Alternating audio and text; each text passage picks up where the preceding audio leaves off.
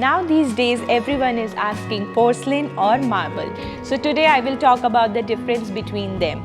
Concerning marble, it absorbs more than 30% of the water as it's a natural stone. Generally, marble maintenance is more expensive and after some time it will get cracked, which will not look good. In comparison, porcelain is very easy to install and it absorbs less than 0.5% of water, and it's available in many colors, designs such as random design, book match, glossy, matte finish, stone finish, and etc.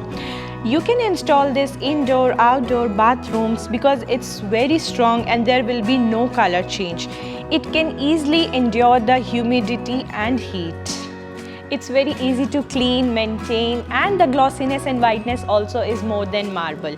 In terms of price, it's 1/3 cost of the marble. For more info, visit us at ABC. Thank you.